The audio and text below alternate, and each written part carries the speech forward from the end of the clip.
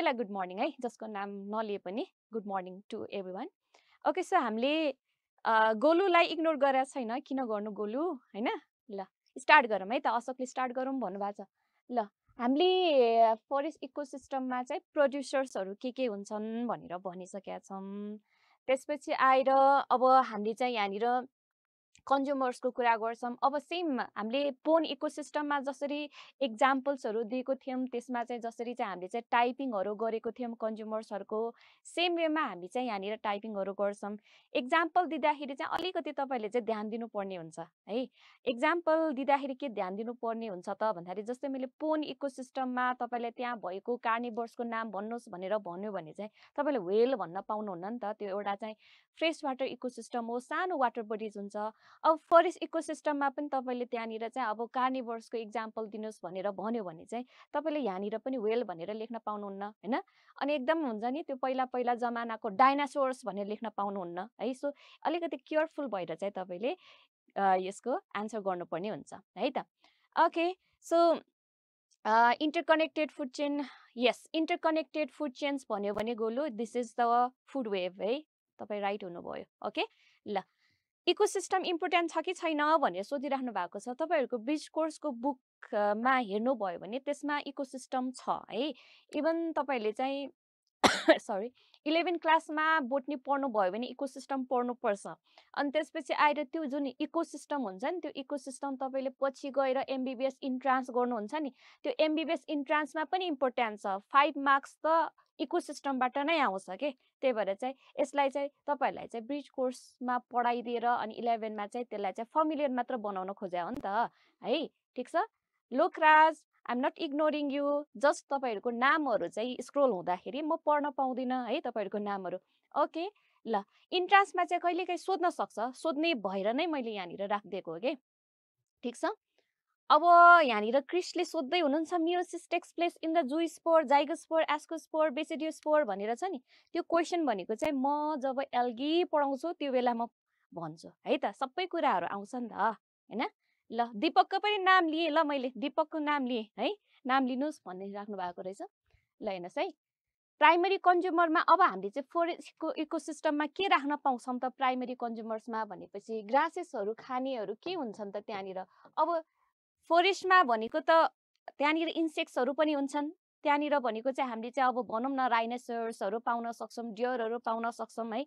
So यो grasses प्रोड्युसर्सलाई feed गर्नेहरूलाई चाहिँ हामी प्राइमेरी कन्ज्युमरमा राख्छौँ। सेकेन्डरी कन्ज्युमरमा राख्नु पर्यो भने अब जुन चाहिँ डियरहरूलाई चाहिँ हन्ट गरेर खान्छन् हैन, त्यसलाई हामी चाहिँ राख्न सक्छौँ है। जस्तै अब फोक्स भयो, तिनीहरूलाई राख्न सक्छौँ हामी हैन। टर्सरी कन्ज्युमर्समा चाहिँ हामीले चाहिँ प्राय जसो टप कार्निभोर्स राख्छौँ है। टप कार्निभोर्स भनिसकेपछि अब हामीले चाहिँ टाइगर, लायन्सहरू यसमा राखिरहेको हुन्छ। अब नेपालको केसमा त लायन छैन हैन, सो त्यो कारणले टाइगर्स, हामीले लियोपार्डहरू हैन, बियरहरू भनेर राख्न सक्छौँ है। सो थोरै तपाईँले चाहिँ आइडिया चाहिँ लगाउनु पर्छ है भन्नु मात्र खोज्या हो। कन्ज्युमर्स पछि हामीले डिकम्पोजर्सको कुरा गर्छौँ। डिकम्पोजर भन्ने बित्तिकै तपाईँले चाहिँ यहाँनिर फन्जी एन्ड ब्याक्टेरिया भनेर राख्नुहुन्छ। सो यो सबै रिपिटेड नै हो, त्यही भएर मैले धेरै डिस्क्राइब गरिनँ है। ठिक छ। नेपालमा लायन कहाँ छ र, ल भन्नुहोस् त, लायन त छैन। ठिक छ। अब हामीले जङ्गलको फुड चेन हेर्ने हो भने ल हेर्नुहोस् है, जङ्गलको फुड चेनमा हामीले चाहिँ सबैभन्दा फर्स्टमा प्रिडेटरको कुरा गर्छौँ भने अब प्रिडेटरमा के हुन्छ त, एउटा जङ्गलको मैले यहाँ सिनेरियो बनाइरहेको छु हेर्नुहोस्। ठिक छ। जङ्गलमा प्रिडेसन भयो भने चाहिँ यो प्रोड्युसर्सहरूलाई चाहिँ प्राइमरी कन्ज्युमर्सले खान्छ, सेकेन्डरी कन्ज्युमरलाई चाहिँ ले चाहिँ अब प्राइमरी कन्ज्युमरलाई खान्छ, टर्सरी कन्ज्युमर जुनले हामीले चाहिँ टप कार्निभोरस भनेका छौँ हैन, यिनीहरूले चाहिँ यसरी सेकेन्डरी कन्ज्युमरलाई खान्छ है। प्रिडेटोरी फुड चेन भन्ने बित्तिकै तपाईँलाई थाहा हुनुपर्ने कुरा चाहिँ के हो त भन्दाखेरि इट स्टार्ट्स फ्रम प्रोड्युसर्स भनेर थाहा हुनु पर्यो है। प्रोड्युसर्सबाट स्टार्ट हुन्छ भन्ने कुरा थाहा हुनु पर्यो।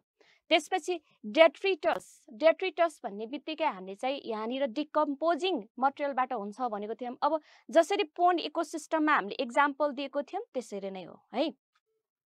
फ्रग होइन फक्स हो मिस भन्दै हुनुहुन्छ। फ्रग के को भन्दै हुनुहुन्छ, फेरि जङ्गलमा फ्रग नहुने भन्ने कुरा त आउँदैन नि त हैन। ठिक छ।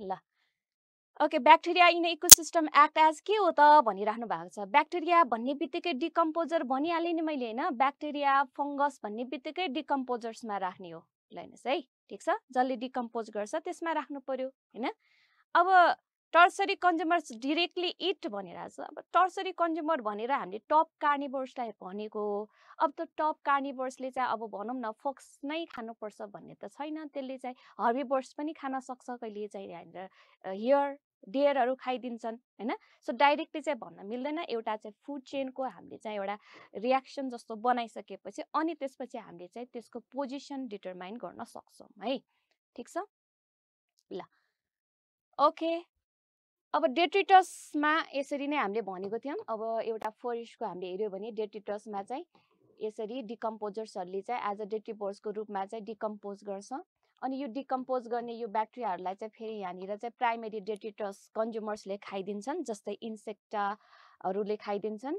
भने अब यसलाई फेरि फ्रगले चाहिँ खान सक्ने भयो है सो एउटा सेम हामीले चाहिँ भन्न सक्छौं है ओके बियर्सलाई हामी राख्न सक्छौं है टर्सरीमा तर फुड चेनमा कहाँनिर राखेको छ त्यो भन्नुपर्छ के है अब ब्याक स्लाइड चाहिँ नगरौँ ओके प्यारासाइटको केसमा हामीले के भनेका छौं हेर्नुस् है प्यारासाइटिक भयो भने चाहिँ यसलाई चाहिँ हामीले चाहिँ स्टार्ट्स फ्रम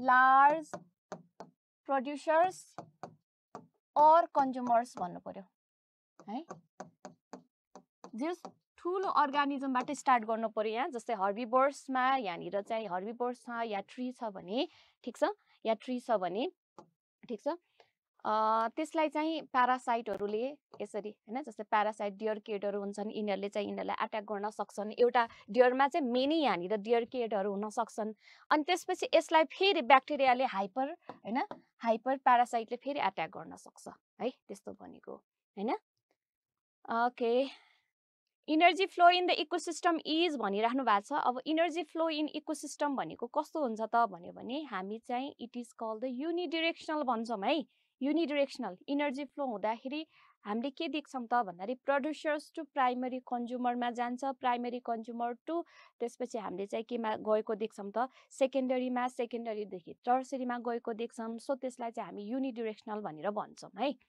ओके ल like Spiderman what is like Spiderman ह्युमनलाई कुन कन्ज्युमरमा राख्ने भनेर मैले हिजै भनिसकेको छु तपाईलाई चाहिँ फुड चेनमा पोजिसन देखायो भने मात्र तपाईले त्यसलाई डिटरमाइन गर्न सक्नुहुन्छ अदरवाइज सकिन्न भनेर भनिराछु मैले है okay this is the food web as you said this is like the network स्पाइडरको नेट जस्तो भनेको चाहिँ एकदमै इन्टरकनेक्टेड टाइपको हामी चाहिँ यसमा चाहिँ फुड चेन्सहरु देख्न सक्छौं यसमा more than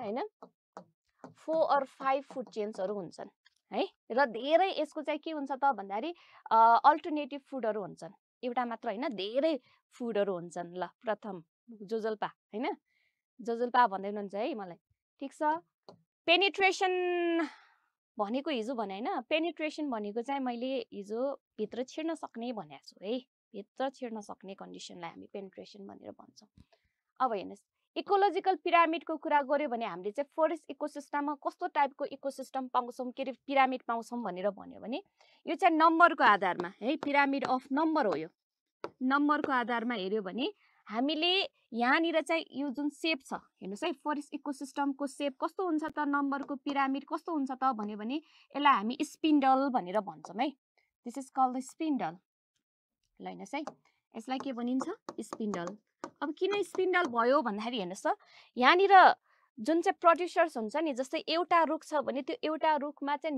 many types of अर्गानिजमहरु many हर्बिभोर्सहरुले चाहिँ यसमा चाहिँ फिड गर्न सक्छन् के हैन र त्यसपछि आएर हामीले चाहिँ हर्बिभोर्सको मात्रा एकदमै धेरै देख्छौं जंगलमा हर्बिभोर्स धेरै हुन्छ प्रोड्युसर्स भन्दा हर्बिभोर्स हामीले चाहिँ धेरै देख्छौं अनि त्यसपछि आएर मात्र हामीले चाहिँ यो प्राइमरी चाहिँ भनौं प्राइमरी पछि सेकेन्डरी कन्ज्युमर्स अनि त्यसपछि आएर टर्सरी कन्ज्युमर्सहरु देख्न सक्छौं है सो त्यसले गर्दाखेरि अब हामीले चाहिँ जंगलमा फोरेस्ट इकोसिस्टममा कस्तो टाइपको पिरामिड अफ नम्बर पाइन्छ भन्यो भने चाहिँ स्पिन्डल भन्नुपर्ने हुन्छ ल हेर्नुस् स्पिन्डल ओके त्यसपछि आएर नेक्स्ट वान हेर्नुस् यो चाहिँ के हो त भन्दाखेरि this is the pyramid of biomass है अब पिरामिड अफ बायोमासको कुरा गर्ने हो भने बायोमासको आधारमा हामी के देख्छौँ त भन्दाखेरि टेरेस्ट्रियल मेनली चाहिँ फरेस्ट इकोसिस्टममा हामीले चाहिँ पिरामिडलाई चाहिँ यसरी इरेक्ट नै देख्छौँ है। किन भन्दाखेरि मास वेट भनेको प्रोड्युसर्सको बढी हुन्छ, देन बिस्तारै यो चाहिँ हर्बिभर्स प्राइमेरी कार्निभोर टप कार्निभोर हुँदै जाँदाखेरि चाहिँ यो चाहिँ मास घट्दै जान्छ है। नम्बर पनि घटेर हामी गएको देख्छौँ यहाँनिर प्राइमेरी कार्निभोरबाट हैन, र मास पनि हामीले चाहिँ घटेको हामी पाउन सक्छौँ। भने यो चाहिँ तपाईहरुलाई चाहिँ यो पिरामिड अफ इनर्जी हो। हेर्नुस् है, पिरामिड अफ इनर्जी हो। इनर्जीको टर्ममा जहिले पनि के हुन्छ त भन्दाखेरि इनर्जी भनेको प्रोड्युसर्सले नै हाई लिन सक्ने हो। जस्तै 100% यसले लिन सक्छ भने 90% युज गरेर only 10% of the total energy pass हुँदै जान्छ। यसको 10% हैन, यसको 10% भनेको 1%, यसले चाहिँ 0.01%